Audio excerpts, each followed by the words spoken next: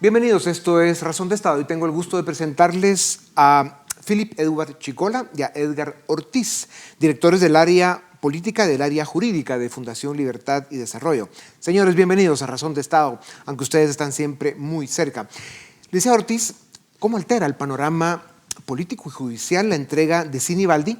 ¿Habrá nuevos casos judiciales derivados de sus declaraciones? ¿Puede afectar más de lo que ya están quienes eran sus jefes, Pérez Molina y Valdetti? Yo creo que hay tres cosas importantes ahí. La primera es que su entrega coincide con la designación a lista de corruptos que es Estados Unidos hace un año. El segundo punto es que él está en 5 casos, lo cual no es poca cosa. Él tiene mucha información, pero también ha sido señalado por muchos. O sea, hay mucha información en su contra, pero también hay mucha información que él puede dar.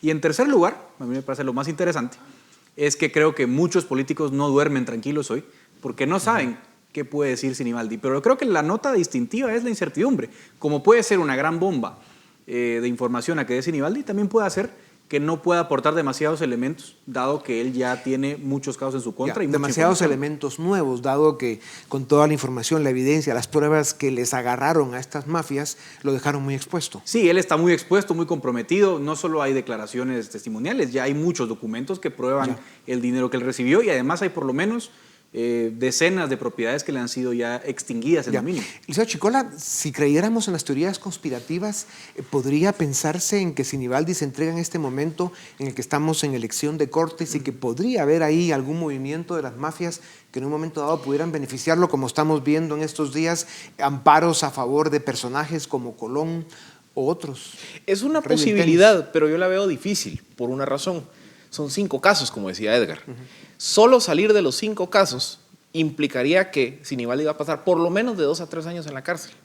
Entonces, también la posibilidad de que él haya calculado regreso a Guatemala y con las cortes arregladas me sacan el día de mañana, eso no es así. Por lo menos él creo que va a pasar unos 2 a 3 años detenido y ahí habrá que ver si la cooptación de las cortes le permite. Pero, digamos, en el cortísimo plazo, yo sí creo que él tiene un futuro muy complejo en términos judiciales. Su optimismo nos sorprende porque en este país se ven muertos a cargar basura, pero veremos, dijo un ciego. Asisclo Valladares, exministro de Economía, prófugo de la justicia en Guatemala y ahora perseguido también por la justicia de Estados Unidos, es un caso reciente. ¿Cuál es la relación entre las redes de corrupción que manejaban los dos exministros, Sinibaldi y Valladares? El caso de Asisclo Valladares se destapa como consecuencia del caso Construcción, que es el eje toral de la acusación contra Sinibaldi. Básicamente la acusación es que Valladares aparentemente habría provisto dinero para la campaña de Sinibaldi. A raíz de ello se empiezan a identificar las sociedades anónimas que uno y otro utilizaron para lavar dinero y se descubre, por ejemplo, que ellos tenían un lavador en común, que era Billy Balsi, que les proveía inmuebles a ambos. Y luego también hay vinculación en términos de uso de offshores, de dinero en el extranjero. O sea, sí son 2 caminos que se separan, pero que están vinculados en su origen. Licenciado Ortiz, precisamente por cómo funcionan estas mafias criminales, hay un caso que es paradigmático en Guatemala y es el del licenciado Juan Francisco Sandoval, titular de la Fiscalía contra la Corrupción, la que se llama FESI, no parte del Ministerio Público. Tiene 15 años de trabajar en esa institución. Le han hecho campañas de desprestigio, tienen net centers contratados estas mafias para acosarlo, para asustarlo y para, sobre todo, propagar información falsa de él. Desde organizaciones mercenarias y mafiosas, pasando por personajes también como Sandra Torres, Felipe Alejos, aspirantes magistrados de las Cortes que tienen negocios con Gustavo Alejos, son, digamos, los personajes que lo quieren descalificar de muchas maneras. Juan Francisco Sandoval, como titular de la FESI, es el responsable de llevar los casos de alto impacto, como les llaman, en la línea, cooptación del Estado, financiamiento electoral de la UNE, comisiones de postulación, construcción y corrupción, etcétera, etcétera, donde está, por cierto, involucrado Sinibaldi. ¿Por qué es tan importante, y esta pregunta va para los dos, que la ciudadanía entienda las razones por las que estas redes criminales y las mafias que intentan consolidar la captura del sistema de justicia y del Estado y quieren desprestigiar y destruir a Juan Francisco Sandoval, titular de la FESI? Lic Ortiz, empecemos con Me usted. parece que él es una estrella en todo este tema. Es decir, todos los casos grandes de 2015 están a cargo de esta fiscalía. Y esta fiscalía y el fiscal Sandoval han mostrado un tesón muy, muy fuerte para enfrentarse a estructuras muy poderosas. Hay muy poca gente dispuesta en el Ministerio Público a enfrentarse a ellas. Y lo más importante, creo yo, lo que buscan ellos es doblegar al fiscal Sandoval, ya sea por lo anímico o por lo legal, porque le han montado una batalla legal, como usted ha mencionado. Entonces, si estas mafias lograran derrotar al fiscal Sandoval por cualquier medio, porque están valiéndose de cualquier artilugio, el precedente sería nefasto.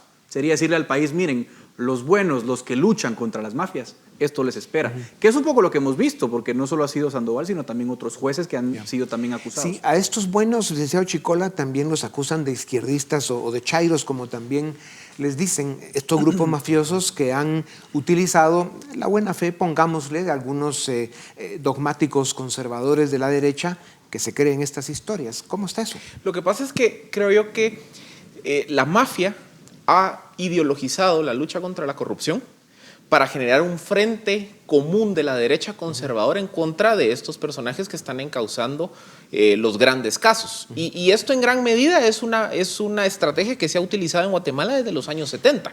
Cada vez que ha habido, digamos, una afrenta en contra de los actores de poder y sobre todo los actores mafiosos, se ha querido sacar la carta ideológica. Yo quiero agregar un dato más a lo que decía el licenciado Ortiz. Del 2015 para acá, la FESI, a cargo de Juan Francisco Sandoval, ha generado un terremoto político porque han causado expresidentes, diputados, ministros. Es decir, hay un gobierno preso en Mariscal Zavala, pero apenas ha sido la punta del iceberg. Todavía hay estructuras que no se han tocado. Vemos hace un par de semanas, en el caso La Línea 2, aparecieron nuevos indicios hacia actores que sabemos que durante años han tenido control de las aduanas y de la corrupción de SAT. Entonces, también que hay un esfuerzo de todos esos actores que sienten que les están llegando de querer presionar al fiscal, sobre todo para que ya no saque más casos. ¿Cómo encaja este tenebroso rompecabezas en el contexto de que estamos a 2 años y 2 meses de las próximas elecciones generales? Lo cual solo de pensarlo da escalofríos. Y ya estamos empezando a ver a candidatos de la mafia, de la extrema derecha conservadora, en algunos casos una derecha populista, ambas corruptas, y también movimientos de izquierda que incluso están hablando de una gran alianza de la izquierda que podría llevar a Guatemala al marco del socialismo del siglo XXI, como está Venezuela destruida y Nicaragua más o menos también. Desde la apertura democrática, Guatemala ha estado al borde del abismo en todos los procesos electorales, incluso llegamos a tener, además de la mayoría que han sido gobiernos incompetentes, mafiosos, narcogobiernos, tuvimos 2 casos como fue el de Serrano y luego Sandra Torres, con instintos dictatoriales y con pretensiones de quedarse en el poder porque no tienen concepto de lo que es respetar una constitución. Evidentemente es el subdesarrollo político, el subdesarrollo más grave que sufrimos en Guatemala. Esa es la verdadera pandemia que tiene a nuestro país en el desastre. ¿Cómo rompemos eso? Empecemos con usted, licenciado Chicola. Yo diría que Guatemala es una encrucijada, porque si las cortes son capturadas, si las pocas instituciones independientes se pierden ante la mafia, y si de cara a 2023 se consolida un proyecto político mafioso, Guatemala formalmente va a pasar a ser un estado paria, un estado mafia ante el mundo. También está el riesgo de que si no se generan satisfactores económicos para la población, ese es caldo de cultivo para los populismos de izquierda. O sea, las 2 amenazas están ahí claras. ¿Qué tiene que pasar? Creo que tiene que haber un esfuerzo sistemático de parte de las autoridades que hoy están en el poder por encauzar una reforma del Estado, una reforma del sector justicia, materia electoral, servicio civil y administración pública. Y tiene que haber un esfuerzo de los partidos políticos decentes, de centro, por construir un proyecto de mediano o largo plazo que permita generar un modelo de desarrollo, una agenda de fortalecimiento institucional y sobre todo un modelo de crecimiento. Esas son las cosas que tienen que pasar si no queremos caer en el camino del Estado mafia o en el camino del populismo ideológico. El subdesarrollo político, ¿por qué es el subdesarrollo más grave para una nación? Bueno, porque al final es la muestra de la disfuncionalidad completa del Estado, ese es el problema. Y yo por eso creo que Philip da en el punto. Lo que tal vez no hemos visto en Guatemala hoy es un esfuerzo mejor apoyado por crear un proyecto político con valores, con buenas ideas. Y yo creo que las élites lo querían estar pensando hoy, a 2 años de las elecciones, es cuál va a ser ese proyecto, porque hoy día yo en el tablero político no lo veo. Ya, hay que encontrar a las élites primero porque andan perdidas en acción, como dirían en las películas. Andan viendo comunistas debajo de las piedras. Además, se las pasan, tienen pesadillas con eso. Licenciado Ortiz, dos organizaciones, hablando de subdesarrollo político, por cierto, dos organizaciones de la sociedad civil presentaron una denuncia penal y por lo tanto un antejuicio contra el presidente Yamatei por incumplimiento de deberes. Esto se debió a unas declaraciones dadas por el presidente el 6 de agosto, en las que él dijo que había llegado a la hora de que empiece a gobernar porque ha perdido mucho tiempo encargado solo del tema de la pandemia y que trasladaba la responsabilidad de cuidarse a la gente, al ciudadano, que es lo que debe ser y debió ser siempre en Guatemala y en el resto del mundo. Según estas organizaciones, el presidente no quiere cumplir con sus obligaciones. ¿Tiene Guatemala tiempo, licenciado Ortiz, y espacio para estas frivolidades? ¿Se pueden calificar estas acciones de oportunismo político? Totalmente. Yo creo que no hay otro calificativo. Es decir, uno puede ser crítico, digamos, desde la posición que uno tenga de la gestión del presidente. Incluso puede ser crítico de las formas del presidente porque él es así, él se expresa con un lenguaje muy coloquial. Pero llevar eso al ámbito penal es completamente perder el norte, es perder el tiempo, es malgastar los recursos del Ministerio Público y me parece muy desafortunado. Y en términos de estrategia, ahí sí un poco para abonar a lo que usted decía, al final la receta es mascarilla, distancia y libertad. No hay otra, sí. La pandemia no se va a ir. Así es. Licenciado Chicola, Guatemala lleva 10 meses de atraso en la elección de magistrados a la Corte de Apelaciones y a la Corte Suprema de Justicia. Desde junio hay una sentencia firme de la Corte Constitucional que ordena al Congreso proceder a elegir cortes. Los diputados del Pacto de Corruptos y otros actores mafiosos están operando para consolidar la captura del sistema de justicia.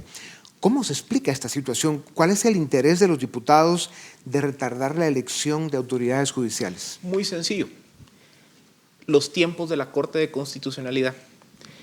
Indistintamente de si estamos o no estamos de acuerdo con algunas resoluciones de la Corte de Constitucionalidad, algo que hay que reconocerle a la CC es que ha sido un bastión de frenar los esfuerzos por capturar instituciones. El cálculo que están haciendo los diputados es, si elegimos una corte mafiosa, la actual CC va a suspender el proceso y nos van a obligar a reiniciar. Entonces, ¿qué hagamos? Esperémonos a que cambie la CC en abril 2021 y sin esa piedra en el zapato para las estructuras mafiosas, eligen cortes con los amigos de los diputados y la gente de Mariscal Zavala que básicamente irían con la consigna de ir a abrir la puerta de las cárceles y así sacar a las Valdetis, Pérez Molinas y compañía, ya sin ningún freno.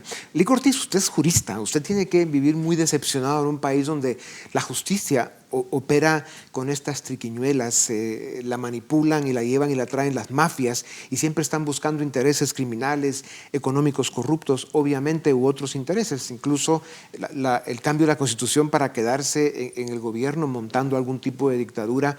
Ya hemos tenido en dos momentos, una de derecha en la época de Serrano y una de izquierda populista en el caso de Sandra Torres. ¿Qué opina? ¿Cómo podemos romper ese esquema tan perverso? No, yo creo que el único camino es la reforma judicial. Pero a mí lo que más frustración me da es cuando uno estudia la historia de los últimos 20 años de Guatemala, desde el año 99 se habla de la reforma judicial, porque si el sistema está mal, o sea, los resultados en el Poder Judicial van a ser los que tenemos. O sea, tampoco hay que inventar el agua azucarada. Entonces me frustra mucho ver que en los últimos años cualquier intento de reforma judicial se cae siempre bajo el mantra ultraconservador reaccionario de no queremos que nada cambie porque le vemos el pelo en la sopa a la reforma. Entonces yo creo que lo que hay que concluir es que la única salida de fondo a la crisis actual es la reforma judicial. Por otro lado, aparte es evitar que obviamente en este proceso actual que hay que nombrar magistrados, eso no hay vuelta.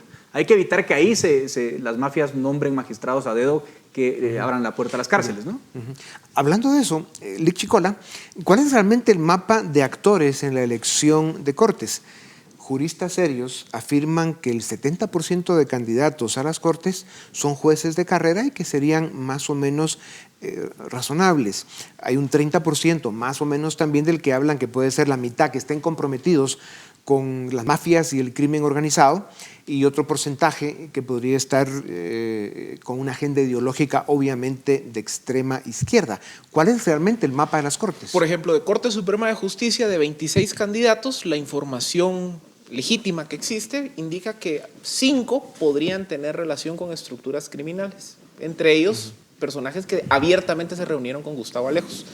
De la sala de apelaciones, de 270 candidatos, el estimado es que serán ¿qué? Unos 35, 40 los que pudieran estar comprometidos en su independencia.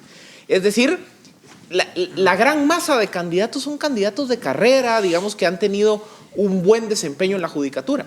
¿Cuál ha sido la pelea?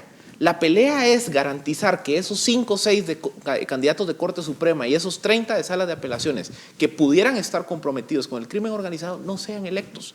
Porque de lo contrario, ellos, llegando a los cargos de la judicatura, van a ir a devolver los favores de políticos y los actores criminales. En eso se resume toda la pelea por mantener un sistema de justicia independiente, probo y no subordinado a las mafias. Y sobre todo no debemos olvidar, y esto los ciudadanos de Guatemala lo deben tener muy presente, un país sin Estado de Derecho, sin un sistema de justicia fuerte, no es país, es un territorio, es una jungla de la que hay que tomar en cuenta que sálvese quien pueda. Decía Ortiz, con el proceso de elección de cortes y lo otro que llaman la guerra de las cortes, hemos hablado en esta tribuna de 2 triángulos. La Corte de Constitucionalidad, obviamente que es la misma, aparece en 2 triángulos. Hicimos este garabato unos segundos antes de iniciar esta plática, pero la forma de dibujar un triángulo es que de un lado abajo, en una de las esquinas, están los ciudadanos pro Estado de Derecho, que simplemente, aunque no les gusten las resoluciones de la Corte Constitucional, dicen hay que respetarlas. Y en el la otra esquina de este triángulo está la extrema izquierda, ¿no? Movimientos de izquierda que celebran que la Corte Constitucional tenga o pudiera tener una agenda de izquierda que al final lo que busca es desincentivar la inversión, no respetar la propiedad privada, y obviamente ya sabemos que sin eso no hay ni desarrollo ni crecimiento económico. Y en el otro triángulo, donde está obviamente la misma Corte Constitucional, de un lado están los actores conservadores, que recelan, rechazan y critican mucho, en algunos casos con razón, algunas de las resoluciones de la Corte Constitucional, pero en este triángulo del otro lado están las mafias criminales y los que quieren que esa Corte simplemente esté a su servicio. O sea, aquí el reto es cómo hacemos que la esquina legítima y de ciudadanos responsables que promueven un Estado de Derecho de este lado y los actores conservadores de este encuentren una agenda común y un acuerdo mínimo suficiente para poder tener pues una masa crítica ciudadana más fuerte que preserve, defienda y promueva y fortalezca el Estado de Derecho en Guatemala. Lic Ortiz. Bueno, yo creo que son 2 cosas fundamentales. La primera es que en cualquier país del mundo uno no va a estar contento con las sentencias de las cortes. Es decir, eso hay que entenderlo. A mí me gusta mucho seguir la jurisprudencia de los Estados Unidos. Y a mí, yo mismo, con esa Suprema Corte de tan alto nivel que tienen ellos, discrepo con muchas resoluciones, pero nadie dice en Estados Unidos, miren, metamos presos a los magistrados por la resolución de la Corte porque nos parece una aberración, que sí en algún momento llegó a pasar en Estados Unidos, por cierto, en los años 60. Ahora, entonces eso hay que entenderlo. No nos van a gustar muchas resoluciones, pero hay que respetarlas, y creo que el único camino al Estado de Derecho es ese. Ahora, en segundo lugar, no quiere decir que la situación actual sea la óptima y que nos contentemos con lo que hay. Entonces yo le hago un llamado a muchos actores conservadores a enfocarnos en el fondo. Lo que no nos gusta es que las cortes son de baja calidad. O sea, porque si no, no tendríamos estas discusiones. Entonces vayamos a la reforma judicial, porque eso también incluye a la CC. Un llamado a los grupos conservadores, pero también un llamado a la Corte Constitucional para que, precisamente por el debilitamiento que ha sufrido la máxima Corte de Justicia del país, tienen que ser cuidadosos en sus resoluciones. Absolutamente, absolutamente. Ellos tienen que guardar la imparcialidad y demás. Yo, por eso digo, hay resoluciones que a mí no me gustan, pero no necesariamente eso las vuelve resoluciones, digamos, no acatables. Liceo Chicola, ¿qué debemos esperar de los diputados decentes, que los hay en el Congreso, a través de un frente de oposición? ¿Es posible que en el Congreso se pueda formar pues una mayoría suficiente para la causa de no solo rescatar, sino fortalecer el sistema de justicia en Guatemala? Es que yo creo que sí hay un grupo de unos 20, 25 diputados, donde, por ejemplo, convergen diputados de la bancada Creo, algunos diputados de la bancada humanista, diputados como Andrea Villagrán, Eduardo Sacrison, personajes del partido Semilla, incluso diputados que han quedado flotando en las fracturas de sus bloques, que están comprometidos o que aparentemente están comprometidos con una causa de fortalecimiento del Estado de Derecho.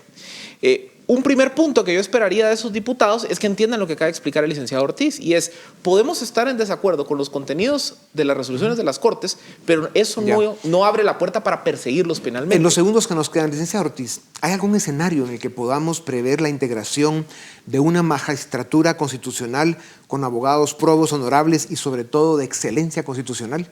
Yo creo que sí, fácil. Si algunas alianzas de lo que hoy es, digamos, el pacto oficialista se logran poner de acuerdo con la oposición, creo que se logra. Va a requerir mucha Ya, madurez. licenciado Chicola, si al final perdemos la batalla por fortalecer las instituciones del sistema de justicia, ¿quién queda de árbitro en la vida nacional? ¿Qué podemos esperar del Ministerio Público? 20 segundos. Yo creo que hoy el Ministerio Público tiene que ser el árbitro del conflicto político y tiene que encontrar una salida legal y formal al conflicto de las Cortes. Pero también el Ministerio Público tiene que seguir encauzando la lucha contra la corrupción, porque nunca vamos a poder sanear las instituciones si los corruptos siguen impunes. Señores, muchas gracias. Esto es Razón de Estado. Los dejamos con el debate.